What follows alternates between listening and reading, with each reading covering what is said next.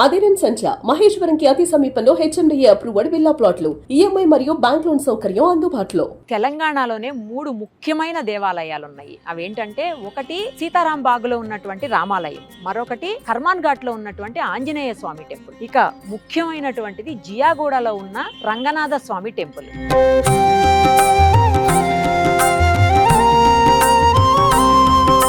చాలా చాలా పురాతనమైనటువంటి దేవాలయాలు ఇవన్నీ కూడా.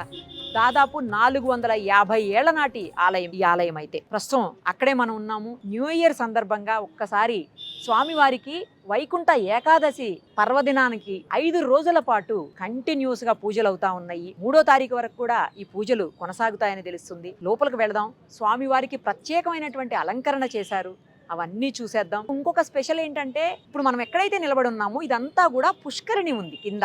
మనం అంటాం కదా కోనేరు అని చెప్పేసి, ఆ కోనేరు ఉంది. ఆ కోనేరు పైనే స్వామివారి ఆలయాన్ని నిర్మించారు. ఆ కోనేరులోనే స్వామివారికి ప్రతిసారి కూడా బ్రహ్మోత్సవాల టైంలో అక్కడి నుంచి జలాన్ని తీసుకొచ్చి అభిషేకం చేస్తారు. ఇలా ఎక్కడా కూడా ఉండదు. శ్రీరంగంలో ఉన్నటువంటి ఆలయానికి ప్రత్యేకమైనటువంటి ప్రతీకగా, అలాగే సేమ్ యాసిస్ రిప్లికా అన్నమాట ఈ ఆలయం. శ్రీరంగం వెళ్ళలేని వాళ్లకు, అలాగే తిరుపతి ఆలయాన్ని దర్శించుకునే అవకాశం లేని వాళ్లకు ఈ వైకుంఠ ఏకాదశి సందర్భంగా ఈ ఆలయాన్ని గనక, స్వామివారిని గనక దర్శనం చేసుకుంటే సేమ్ అక్కడ ఎలా అయితే మనం ఎంత హ్యాపీగా ఫీల్ అవుతామో అక్కడ దర్శనం చేసుకుంటే అలాగే ఇక్కడ కూడా అనిపిస్తుంది. అదే పాజిటివ్ వైబ్స్ ఉంటాయి. అలాగే ఇక్కడ కూడా ప్రత్యేకమైనటువంటి ఆశీర్వాదాలు లభిస్తాయని చెప్పి భక్తులందరిలో నమ్మకం ఉంది. ఏ కోరిక కోరుకున్నా తీర్చేటువంటి స్వామిగా ఈ పద్మనాభ స్వామిని నమ్ముతూ ఉంటారు. ఒక్కసారి దర్శనం చేసుకుందాం. అలాగే ఆలయానికి సంబంధించినటువంటి మరింత చరిత్రను కూడా తెలుసుకుందాం.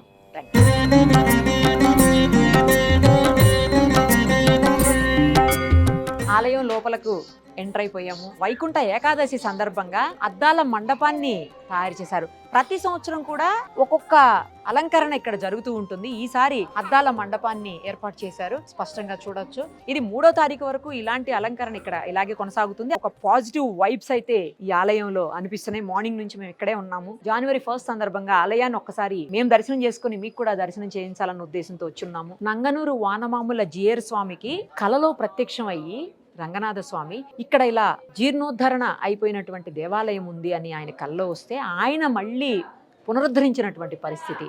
అంటే మనకు తెలుసు కదా, ఆ రోజుల్లో దేవాలయాలు కొన్ని పట్టించుకోకపోవటం వల్ల అలా పాడైపోతూ ఉండేవి, క్షీణిస్తూ ఉండేవి. అలాంటి ఆలయాన్ని మళ్ళీ పునరుద్ధరించారనమాట. సో అందుకే ఇక్కడే ఆ స్వామి ఇప్పటికీ కూడా ఉన్నారు అనేటువంటి ఒక ఫీలింగ్ అందరిలో ఉంటుంది.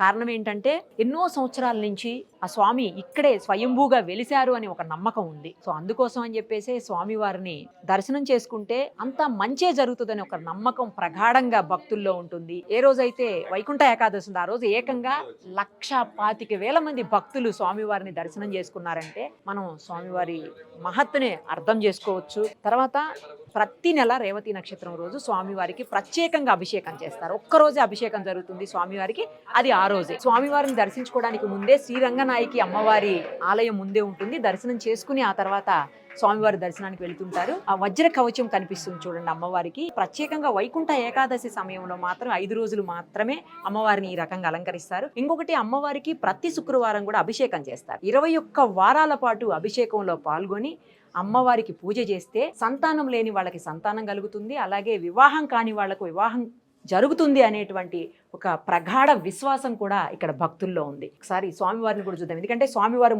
మొత్తం అంతా కూడా బంగారంతో నిండిపోయి ఉంటారు. ఒక్కసారి చూద్దాము. ఇప్పుడు అసలే బంగారానికి విపరీతమైన డిమాండ్ ఉంది కదా, అంటే స్వామివారికి కూడా మామూలుగానే అనంత పద్మనాభ స్వామి అంటేనే మొత్తం తెలుసు కదా, అంతా కూడా విపరీతమైనటువంటి సంపద. సో ఒక్కసారి స్వామివారిని ఆ బంగారంలో చూసేద్దాం పదండి. అనంతమైన సంపదలు ఇచ్చే అనంత పద్మనాభ స్వామి ఒక్కసారి దర్శనం చేసుకోండి. 2 కళ్ళు సరిపోవు. మొత్తం కూడా నేను ఇందాకే చెప్పాను, అంతా స్వామివారు స్వర్ణమయం అయిపోయారు, బంగారంతో నిండిపోయారు.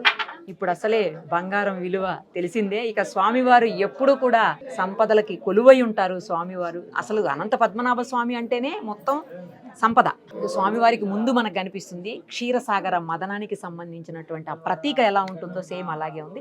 ఇప్పుడు ఈ స్వామివారు ఉన్నటువంటి ప్లేస్ కూడా పుష్కరిణి మీద ఉంది. నేను ఇందాకే చెప్పాను కదా, కోనేరు మీద ఉన్నటువంటి పరిస్థితి. ఆ కోనేరు నుంచే స్వామివారికి అభిషేకానికి జలాన్ని తీసుకొస్తూ ఉంటారనమాట. సో అది కూడా కొన్ని ప్రత్యేకమైనటువంటి దినాల్లో మాత్రమే, ఆయన బ్రహ్మోత్సవాల సమయంలో, మిగతా సమయాల్లో కాదు. అది చూడాలన్నా కూడా అదృష్టం ఉండాలి. అనంత పద్మనాభ స్వామి ఆలయాన్ని రథం ఆకారంలో నిర్మించారు అని చెప్పాను కదా, ఇదిగో చూడండి రథ చక్రం. ఇది మీకు ఇంకొక రథ చక్రం, అలాగే అశ్వాలు కూడా ఉన్నాయి. అలంకరణ కూడా ఎంత బాగుందో చూడండి. ఈ వైకుంఠ ఏకాదశి సందర్భంగా చాలా బాగా అలంకరణ చేశారు. ప్రతి సంవత్సరం ఒక అలంకరణ తీసుకుంటారు. ఈ సంవత్సరం అద్దాల మండపాన్ని తీసుకున్నారు. సో ఈ అలంకరణ కూడా చాలా చాలా బాగుంది. అసలు ఇది ధనుర్మాసం కదా, ధనుర్మాసం సందర్భంగా గోదాదేవి సమేత శ్రీమన్నారాయణుడి రూపాన్ని మనం ఇక్కడ చూడొచ్చు. అలాగే క్షీరసాగర మదనం, నేను ఇందాక చెప్పాను కదా, క్షీరసాగర మదనానికి సంబంధించినటువంటి ప్రతీక ఇక్కడ మనకి ఆలయంలో కనిపిస్తుంది. ఖచ్చితంగా దర్శనం చేసుకొని స్వామివారి దయకు అలాగే కృపకు పాత్రులు అవ్వాలి. చాలా దగ్గరే ఉంది జియాగూడ టెంపుల్. చిన్న చిన్న పిల్లలు కూడా చూడండి పొద్దున్నే వచ్చేసారు జనవరి 1 సందర్భంగా. అవునా, ఎక్కడుంటారు మీరు? పురాణా పూల్లో ఉంటావా? ఓకే, మార్నింగ్ వచ్చేసావు స్వామికి దర్శనానికి. Happy new year. Happy new year. చూసారు కదా చిన్న చిన్న పిల్లలు కూడా ఎంత బాగా పొద్దున్నే స్వామివారి దర్శనానికి వచ్చేసారు. మీరు కూడా ఏదో ఒక సందర్భంలో ఖచ్చితంగా దర్శనం అయితే చేసుకోండి. Thank you so much. Happy new year. ఆలయానికి సంబంధించినటువంటి అర్చకులు రంగనాథాచార్యులు గారు ప్రస్తుతం మనతో పాటు ఉన్నారు. ఒక్కసారి వారితో మాట్లాడి ఆలయానికి సంబంధించినటువంటి అనేక విశేషాలు తెలుసుకుందాం. నమస్తే అండి. ఎప్పుడు ప్రతిష్ఠించారు, అసలు ఎప్పుడు ఈ ఆలయం మొదలైంది, మొత్తం ఆలయానికి సంబంధించినటువంటి చరిత్ర చెప్పండి. ఇంకో ముఖ్యమైన విషయం ఏంటంటే, ఇప్పటికి కూడా స్వామివారికి నేలమాళిగలో ఉన్నటువంటి పుష్కరిణి నుంచి వీటిని జలాన్ని తీసుకొని వచ్చి అభిషేకం చేస్తారు అని విన్నాను. మొత్తం ఒకసారి అన్నీ చెప్పరా?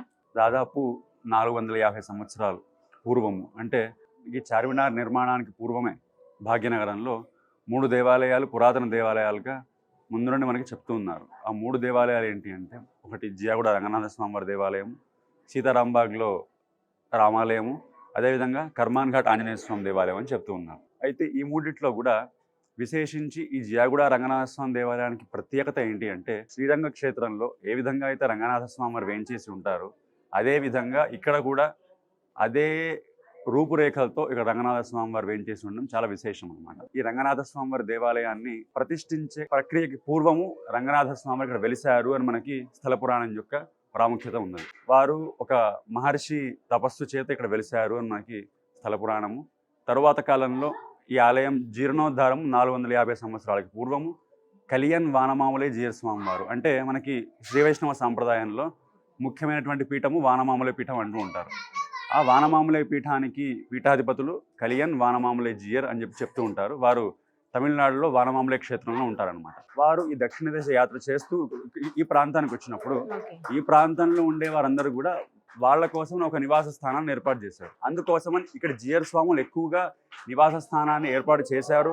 వాళ్ళకు ఒక బస చేయడానికి ఒక ప్రాంతాన్ని ఇచ్చారు కాబట్టి జియర్ గూడెము అనే పేరు ఈ ప్రాంతానికి వచ్చింది. తరువాత కాలంలో ఇదంతా ముస్లిం పరిపాలన, ముస్లిం నవాబుల పరిపాలన, జియర్ గూడెం కాస్త జియాగూడగా మారిపోయింది. అయితే ఈ ప్రాంతంలో వారు ఇక్కడికి వేంచేసినప్పుడు ఇక్కడ రంగనాథ స్వామి వారు ఉన్నారు అని వారికి స్వప్నంలో వారికి దర్శనం ఇచ్చాక వారు ఈ ఆలయాన్ని జీర్ణోద్ధారం చేసి ప్రతిష్ఠ చేశారనమాట. అయితే ఈ రంగనాథ స్వామి వారికి ప్రాముఖ్యత ఏమిటి అంటే, ఒక పుష్కరిణి మీద, పుష్కరిణి అంటే కోనేరు, ఒక దేవాలయంలో కోనేరులు ఉండడం సహజం, ప్రతి దేవాలయంలో కోనేరులు ఉంటాయి. కానీ కోనేరు మీద ఆ రంగనాథ స్వామి వారిని ప్రతిష్ఠించాలి అని వారు సంకల్పించి, అదే విధంగా మనం నించొని ఉన్నాం, ఇదంతా కూడా కోనేరు, ఆ వెనకాల వరకు అంతా కూడా కోనేరు ఉంది. కోనేరు మీద రంగనాథ స్వామి వారి దేవాలయాన్ని ప్రతిష్ఠాపన వారు చేశారనమాట. దాని తరువాత కాలంలో లక్ష్మీ అమ్మవారు, ఆళ్వారాచార్యులు వాళ్ళందరి దేవాలయాన్ని క్రమంగా నిర్మాణం చేస్తూ వచ్చారు. ఈ రంగనాథ స్వామి వారికి ముఖ్యంగా ఈ కోరుకున్న కోరికలు తీరుతాయి అని చెప్పడానికి పూర్వం నుండే ఎన్నో రకాల ప్రక్రియలు మనకు కనిపిస్తూ ఉన్నాయి. ఈ రంగనాథ స్వామి వారికి ప్రతి రేవతి నక్షత్రం నాడు అభిషేకం జరుగుతుంది. చెప్తూ ఉంటారు మనకి, చైత్రే రేవతి సంజాతం అని చెప్తూ ఉంటారు.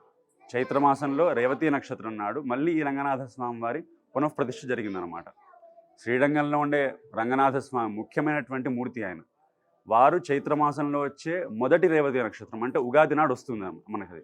ఆ రోజు రంగనాథ స్వామి వారి యొక్క అసలైన పుట్టినరోజు, తిరునక్షత్రం అంటూ ఉంటారు. అదేవిధంగా చైత్రమాసంలో వచ్చే 2వ రేవతి నక్షత్రానికి ఇక్కడ ఈ రంగనాథ స్వామి వారు ఉద్భవించారు. ఈ రంగనాథ స్వామి వారిని కొలిస్తే సకల కోరికలు తీరుతాయని ఈ ప్రాంతంలో ఉన్న వారందరూ కూడా నమ్మకం అన్నమాట.